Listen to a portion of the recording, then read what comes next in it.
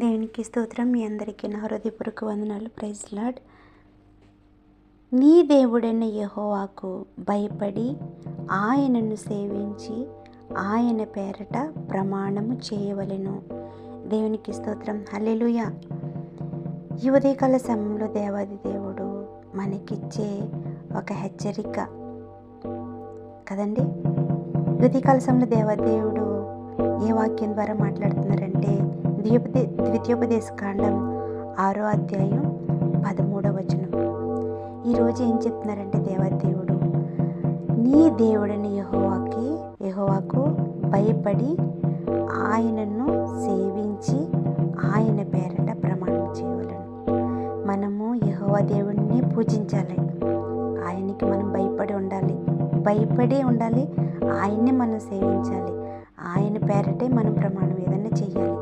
అంతే తప్ప లోకానుసారంగా ఇతర దేవుళ్ళని మీరు అనుసరించి నడవకూడదని చెప్తున్నాడు. ఈ వాగ్దానం ఈ మాటలు ఎవరు చెప్తున్నారు? మోషే ఇజ్రాయెల్ ప్రజలకు చెప్తున్నాడు. ఎందుకంటే ఇజ్రాయెల్ ప్రజల్లో కానాను దేశం వెళ్ళడానికి సంసిద్ధులుగా ఉన్నప్పుడు వాళ్ళకి కొన్ని హెచ్చరిక మాటలు చెప్తున్నారు దేవుడు మోషే ద్వారా. ఎందుకంటే దేవాది దేవుడు ఇజ్రాయెల్ ప్రజల్ని కానాను దేశం రప్పించడానికి ఐగుప్తు దేశంలో అనేకమైన గొప్ప కార్యాలు, ఆశ్చర్య కార్యాలు చేశారు. అవును కదండి. ఐగుప్తు దేశం అంటే బానిస గృహంగా ఉన్నది కదా ఇజ్రాయెల్కి. అప్పుడు వాళ్ళు ఎంతగానో ఐగుప్తు దేశంలో బానిస బ్రతుకుతూ ఆయన్ని ప్రార్థన చేసి ఆయన కృపను కోరుకున్నప్పుడు యేసయ్య దేవాది దేవుడు పితరులకి అబ్రహాము, యాకోబు, ఇస్సాకులకి వాగ్దానం చేసిన రీతిగా కానాను దేశంలోకి నా ప్రజలందరినీ నేను పంపిస్తానని చెప్పిన రీతిగా ఆయన మర్చిపోని దేవుడు, వాగ్దానం తప్పని దేవుడు కాబట్టి వారికి ఇచ్చిన ప్రమాణం చెప్పున వారిని జ్ఞాపకం చేసుకుని అనేకమైన అద్భుత కార్యాలు, ఆశ్చర్య కార్యాలు చేసి ఐగుప్తు దేశం నుంచి వారిని కానాను దేశం నడిపించారు. దారి మార్గంలో కూడా అనేకమైన గొప్ప కార్యాలు వారి పట్ల చేసి వారిని కానాను దేశానికి నడిపించడానికి సంసిద్ధంగా చేసినప్పుడు కొన్ని హెచ్చరిక మాటలు మోషే ద్వారా వారికి చెప్పి ఉన్నారు. నీవు కానాను దేశం వెళ్ళినప్పుడు ఇతర దేవతలు మీరు పూజింపకూడదు. ఎందుకంటే ఈ కానాను దేశం రావడానికి ఈ ఐగుప్తు దేశంలో ఉన్న దేవతలు అలాగే ఇతర దేవతలు అందరూ మాకు సహాయం చేశారు, వాటి వల్ల మేము వచ్చాము అని మీరు చెప్పకూడదు.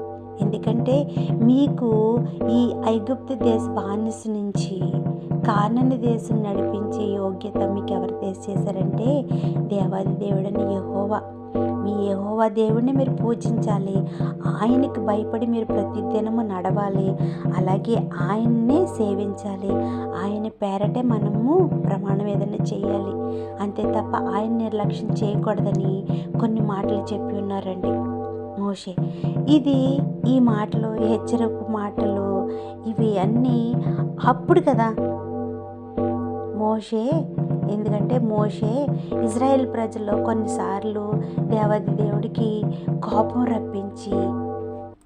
రప్పించారు కదా. అనేక మార్లు కోపం రప్పించి ఆయన ఉగ్రతకి పాల్పడ్డారు. అవునా కదండి. కానాను దేశం రావడానికి ముందు ఇజ్రాయేలీలు ఐగుప్తు దేశం నుంచి వచ్చిన పెద్దలందరూ చనిపోయారు కదండి. ఎందుకంటే ఆయన మాటకి లోబడలేదు. ఆయన్ని అస్తమాటు శోధిస్తూ ఉండేవారు. అందుకే ఆయన ఉగ్రతకి చాలామంది చనిపోయారు. అటువంటి ఉగ్రత మీరు రప్పించుకోవద్దు. ప్రతి దినము ఆయన మీ పట్ల ఏమైతే కార్యాలు చేశాడో ప్రతి దాన్ని మీరు మర్చిపోకుండా మీ బిడ్డలకి, మీ మనవలకి, మీ తరతరాలకి దాన్ని చెప్పండి. అది ఒక కట్టడిగా ఉంచుకోండి. ఆ మాటలన్నీ మీ గుమ్మ మీద కూడా రాసుకోండి, మీ హృదయంలో రాసుకోండి అని దేవాది దేవుడు ఎవరి ద్వారా మాట్లాడించాడు? మోషే ద్వారా. మోషే చెప్పినప్పుడు కానాను దేశం వెళ్ళే ప్రతి ప్రజలు విన్నారండి.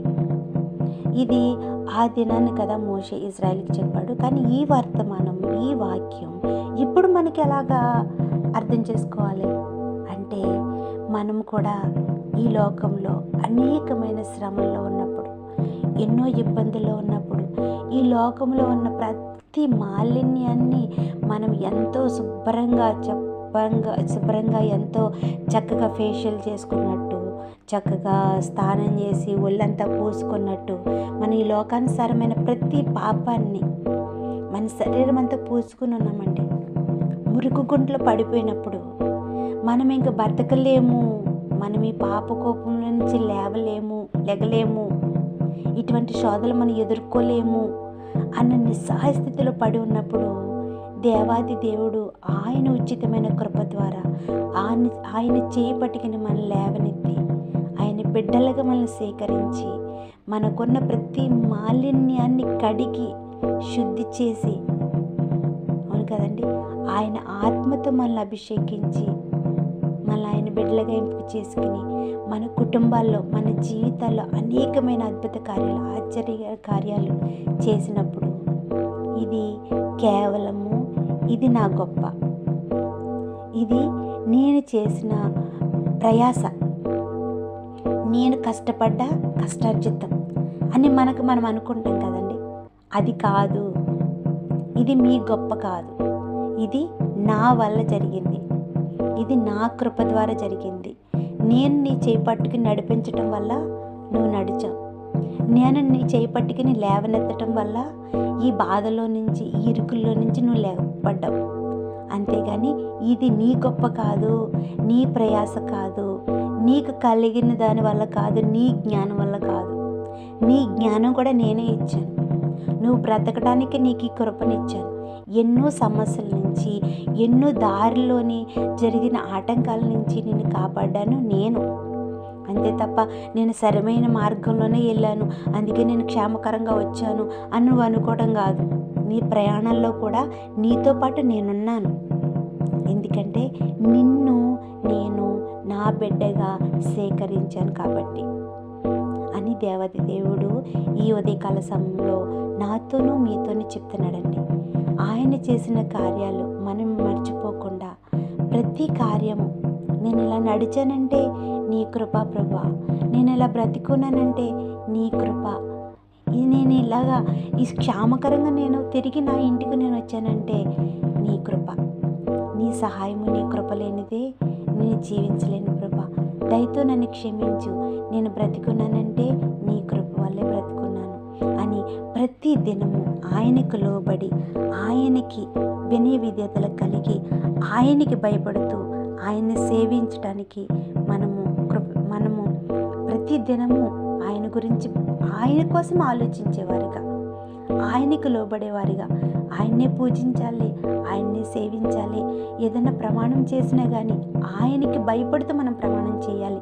ఎందుకంటే ఆయన చూచుచున్న దేవుడు, ఆయన సమస్తాన్ని చూచాడు, చూసి మంచిదని మనకి ఈ సమస్త సృష్టిని ఇచ్చాడు. అవునే కదండి, ఆయన చూస్తున్న దేవుడు కాబట్టి మనం ప్రమాణం చేసేటప్పుడు కూడా ఆయనకి భయపడుతూ ఆయన పేరట మనం ప్రమాణం చేసేవారిగా ఉందాం. మనము ఆయనలో భయపడి, ఆయనకి భయపడి, ఆయన యందు మనం ప్రేమ కలిగి, ఆయనకి లోబడి ఆయన్ని మహింపరిచేవారిగా ఉందాం. అంతేగాని ఇది మన గొప్ప, మన ప్రయాస కాదండి. ఈ ఉదయకాల సమయంలో ఈ మాటలు విన్న ప్రతి బిడ్డ దయతో ప్రార్థించండి. ప్రతి దినం నీ కృప వల్ల నేను ఇలా బ్రతికున్నానయ్యా, నీ కృప లేని నేను ఎప్పుడో చూడలేని ఈ రోజుని అని ప్రతి దినము ఆయన చేసిన అనేకమైన ఆశ్చర్యకార్యాలు, అద్భుత కార్యాలు మన జీవితంలో అనేక సార్లు జరుగుతూనే ఉన్నాయండి. ప్రతిదీ మనం ఇలా బ్రతికున్నామంటే ఆయన కృపే, అంతే అండి. అంతే తప్ప మనకి ఆయుష్ ఇచ్చాడు, మనం ఆరోగ్యంగా ఉన్నాం కాబట్టి, మనం ఫుడ్ తింటున్నాం కాబట్టి, మనం చక్కని నీడ, మంచి వసతులు ఉన్నాయి కాబట్టి, మనం ఇలా ఆరోగ్యంగా ఉన్నాం కాబట్టి మనం జీవిస్తున్నామని అనుకుంటున్నది అంతా కేవలం నిష్ప్రయోజనం అండి. లేదు, అనేక మంది ఆరోగ్యవంతులు కూడా శాశ్వతంగా చనిపోయి ఉన్నారు, నిద్రించున్నారు కదండి. కానీ మనమైతే బ్రతికున్నాం అంటే ఆయన కృప. మనం బ్రతికున్నా, మనం తింటున్నా, మనం తాగుతున్నా, మనం ఇలా మాట్లాడుతున్నా ఆయన కృపే. ప్రతి దాన్ని మన బిడ్డలకి మనం చెప్పుకోవాలి.